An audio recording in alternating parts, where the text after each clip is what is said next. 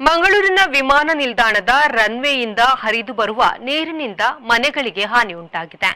ಇಂದು ಕೆಂಜಾರು ಮತ್ತು ಕರಂಬಾರ್ ಗ್ರಾಮದ ಗ್ರಾಮಸ್ಥರು ಏರ್ಪೋರ್ಟ್ಗೆ ಸಾಗುವ ಮುಖ್ಯ ದ್ವಾರವನ್ನು ಬಂದ್ ಮಾಡಿ ಪ್ರತಿಭಟನೆಯನ್ನು ನಡೆಸಿ ಆಕ್ರೋಶವನ್ನು ವ್ಯಕ್ತಪಡಿಸಿದ್ದಾರೆ. ಕೆಂಜಾರು ಮತ್ತು ಕರಂಬಾರ್ ನಿವಾಸಿಗಳ ಆತಂಕವನ್ನು ಪರಿಹರಿಸಲು ವಿಮಾನ ನಿಲ್ದಾಣದ ಅಧಿಕಾರಿಗಳಿಗೆ ಮತ್ತು ಜಿಲ್ಲಾಡಳಿತಕ್ಕೆ ಮನವಿಯನ್ನು ಮಾಡಿದರೂ ಈವರೆಗೂ ಕ್ರಮ ಕೈಗೊಂಡಿಲ್ಲ.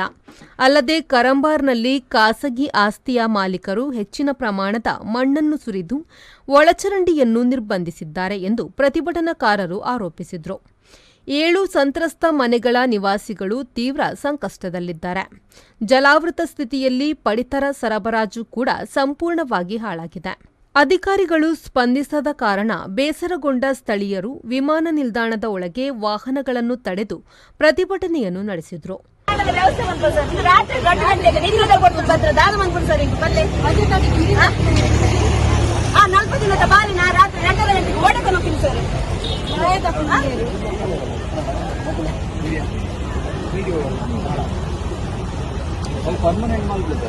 ನಮಗೆ ಪರ್ಮನೆಂಟ್ ಮಾಡಬೇಕು. ಪರ್ಮನೆಂಟ್ ಬೇಕೇ ಬೇಕು ನಮಗೆ. ಮೊನ್ನೆ 26 ತಾರೀಕಿಗೆ ಬುಧವಾರದ ರಾತ್ರಿ 2:20ಕ್ಕೆ ನೀರು ಬಂದಿದೆ ಸರ್. ನಮ್ಗೆ 2:20ಕ್ಕೆ ಮಲಗಿದ ಹೊತ್ತು ನಮ್ದು ಪಿಜಿ ಫುಡ್ ಮಾಡುವವರು ನಾವು. ನಮ್ದು ಎಲ್ಲ ಇದ್ದವು 90,000 ಗ್ರೋಸರಿ ಹೋಗಿದೆ. ದೊಡ್ಡ ದೊಡ್ಡ ಗ್ರೈಂಡರ್, ಫ್ರಿಡ್ಜ್ ಎಲ್ಲ, ವಾಷಿಂಗ್ ಮಿಷಿನ್ ಎಲ್ಲ ಹೋಗಿದೆ ಸರ್.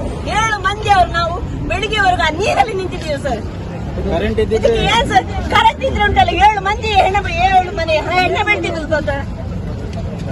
2 ದಿನದಿಂದ ರೆಸ್ಪಾನ್ಸ್ ಮಾಡ್ತೇನೆ ಅಂತ ಹೇಳಿದ್ರು, ಅದು ಮಾಡ್ಲಿಲ್ಲ. ಬಿಡಿ ಸಾಯಿಲ್ಲ. ಅವ್ರು ಬಂದ್ರು, ಏರ್ಪೋರ್ಟ್ನವ್ರು ಬಂದ್ರು. ಅವರಿಗೆ ಕೆಸರಲ್ಲಿ ಹೋಗ್ಲಿಕ್ಕೆ ಕಷ್ಟ ಆಗತ್ತೆ ಅಂತ ಹೇಳಿ ಕೆಂಪು ಕಲ್ಲು ಆಸೆ ಅಂತ ಹೇಳಿದ್ರು. ನಾವು ನರಕ ಬರ್ತಾ ಇದ್ದೇವೆ, ಅಲ್ಲಿ ನೀರಲ್ಲಿ ಮುಳುಗಿದ್ದೇವೆ. ಅವರಿಗೆ ಕೆಂಪು ಕಲ್ಲು ಹಾಕ್ಬೇಕಂತೆ ನಾವು ಬರ್ಬೇಕಾದ್ರೆ. ಅವರಿಗೆ ಗಲೀಜಾಗತ್ತೆ ಅಂತೆ ಗೊತ್ತಾ. ನಾವು ಇಷ್ಟು ಮುಳುಗಿದ್ರೆ ತೊಂದರೆ ನಾವು ತೊಂದರೆ ಇಲ್ಲ ಅವರಿಗೆ. ನಮ್ಗೆ ಒಂದೇ ಸೊಲ್ಯೂಷನ್ ಸರ್. ನಮ್ಗೆ ಅಲ್ಲಿ ಒಂದು ತಡೆಗೋಡೆ ಇಲ್ಲ ಸರ್. ನಮ್ಗೆ ಒಂದು ತಡೆಗೋಡೆ ಮಾಡ್ಬೇಕು ಏರ್ಪೋರ್ಟ್ನವರು. ಒಂದು ತಡೆಗೋಡೆ ಮಾಡಿ ಸರ್. 2ನೇದು ನಮ್ಗೆ ದೊಡ್ಡ ಇದಿತ್ತು, ಮೋರಿತ್ತು, ಅದನ್ನು ಬಂದ್ ಮಾಡಿ ಪ್ರೈವೇಟ್ ಜಾಗದ ಬಂದ್ ಮಾಡಿ ಚಿಕ್ಕ ಮೋರಿ ಹಾಕಿದ್ದಾನೆ. ಅದರಲ್ಲಿ ನೀರು ಹೋಗಲ್ಲ. ಗಾಳಿಗೆ ಅದು ಬಂದಾಗಿ ನಮ್ಗೆಲ್ಲ ಮೇಲೆ ನೀರು ಬರುತ್ತೆ. ಇವ್ರು ಬಿಡ್ತಾರೆ, ಅಲ್ಲಿ ಮುಳುಗತ್ತೆ. ಅಷ್ಟೇ ಆಗುದು. ಅದಕ್ಕೆ ನಮ್ದು ಒಂದೇ ಸೊಲ್ಯೂಷನ್. ನಮ್ಗೆ ಇಷ್ಟು ನಷ್ಟ ಆಗಿದೆ, ಅದ್ರದ್ದು ಪರಿಹಾರ ಕೊಡ್ಲಿ. 2ನೇದು ನಮ್ಗೆ ಆ ಮೋರಿದು ಫುಲ್ಲು ಪರ್ಮನೆಂಟ್ ಸೊಲ್ಯೂಷನ್ ಬೇಕು. ಆ ಪ್ರೈವೇಟ್ ನಮ್ಗೆ ಗವರ್ಮೆಂಟ್ ಮಾಡೋದು ಬೇಡ ಸರ್. ಅದನ್ನು ತೋಡಿದು ಮೋರಿ ತೆಗಿದೆ ಅಂತ ಹೇಳುವಾಗ ಗವರ್ಮೆಂಟ್ ಇಂದ ಫಂಡ್ ಬರಬೇಕು, ಅದು ಬರಬೇಕು, ಇದು ಬರ್ಬೇಕಂತ ಹೇಳಿದ್ರೆ ನಮ್ಗೆ ಗವರ್ಮೆಂಟ್ ಮಾಡೋದು ಬೇಡ ಸರ್. ಏರ್ಪೋರ್ಟ್ನವ್ರು ಮಾಡೋದು ಬೇಡ. ಪ್ರೈವೇಟ್ನವ್ರು ಯಾರು ಮಣ್ಣು ಹಾಕಿದಾರೆ ಸರ್, ಅವ್ರು ಮಾಡ್ಲಿ.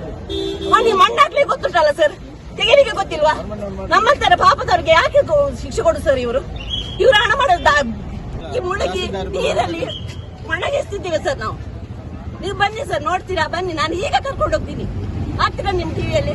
ಅದಕ್ಕೆ ಏರ್ ಪರಿಹಾರ ಕೊಡ್ತಾರೆ ಹೇಳಿ ಸರ್. ಶನಿವಾರ ದಿವಸ ನಾವು 12 ಗಂಟೆ ಹೊತ್ತಿಗೆ 90,000 ಗ್ರೋಸರಿ ತಂದಿದ್ದೀವಿ ಸರ್. 1 ರೂಪಾಯಿದು ಗ್ರೋಸರಿ ಇಲ್ಲ ನಮ್ಗೆ ಗೊತ್ತಾ? ಯಾರಲ್ಲಿ ಹೇಳಿಲಿ ನಾವು? 2:20ಕ್ಕೆ ನೀರು ಬಂದ್ರೆ ನಾವು ಎಲ್ಲಿ ತಗೊಂಡು ಹೋಗುದು ಸರ್ ಅದನ್ನ? ಕರೆಂಟ್ ಇದ್ದಿದ್ರೆ ನಾವು 7 ಮಂದಿ 4 ವರ್ಷದಿಂದ ಉಂಟು ಸರ್. ಕರೆಂಟ್ ಇದ್ದಿದ್ರೆ ನಾವು 7 ಮನೆಯವರು ನನ್ನ ದೊಡ್ಡ ಮಗ ಏನ್ ಹೇಳ್ತಿದ್ದಾನೆ ಗೊತ್ತಾ? ಇವರ ಮನೆ ಇವರ ಗಂಡ ಫೋನ್ ಮಾಡಿ ಹೇಳಿದ್ರು, ಸ್ವಿಚ್ ತೆಗೀರಿ ಅಂತ ಹೇಳಿದ್ರು. ಸ್ವಿಚ್ ತೆಗೆಯುವ ಪುಣ್ಯಕ್ಕೆ ಕರೆಂಟ್ ಇಲ್ಲ ಸರ್. ಇವನು ಹೇಳ್ತಾ ಇದ್ದಾನೆ, ಅಮ್ಮ ಕರೆಂಟ್ ಇದ್ದದ್ದು ನೀವು ಪುನಃ ಹಾಕೋತೆ ಅಮ್ಮ ಬಂದ್ವಿ ಹೇಳ್ತಾ ಇದ್ದಾನೆ ಗೊತ್ತಾ? ಹೆಣ ಹಾಕ್ತಿದ್ವಿ ಅಂತ ಹೇಳ್ತಿದ್ದಾನೆ. ಹಾಗಾದ್ರೆ ಅವನ ಆ ರೀತಿ ಹೇಳ್ಬೇಕಂದ್ರೆ ನಮ್ಗೆ ಎಷ್ಟು ಬೇಜಾರಾಗ್ಲಿಕ್ಕಿಲ್ಲ ಸರ್. ಪೊಲೀಸರು ಮಧ್ಯಪ್ರವೇಶಿಸಿ ಮಾರ್ಗವನ್ನು ತೆರವುಗೊಳಿಸಿ ಪ್ರತಿಭಟನಾಕಾರರೊಂದಿಗೆ ಮಾತುಕತೆಯನ್ನು ನಡೆಸಿದರು. ಮಂಗಳೂರು ಉತ್ತರ ಶಾಸಕ ಡಾ ಭರತ್ ವೈ ಶೆಟ್ಟಿ ಸ್ಥಳಕ್ಕೆ ಭೇಟಿ ನೀಡಿ ಪರಿಸ್ಥಿತಿಯನ್ನು ಅವಲೋಕಿಸಿ ನಿವಾಸಿಗಳ ಅಹವಾಲು ಆಲಿಸಿದರು. ಜಿಲ್ಲಾಧಿಕಾರಿ ಹಾಗೂ ತಹಶೀಲ್ದಾರ್ ಸ್ಥಳಕ್ಕೆ ಭೇಟಿ ನೀಡಿ ಶಾಶ್ವತ ಪರಿಹಾರ ಕಲ್ಪಿಸಬೇಕು ಎಂದು ಸ್ಥಳೀಯರು ಆಗ್ರಹಿಸಿದರು.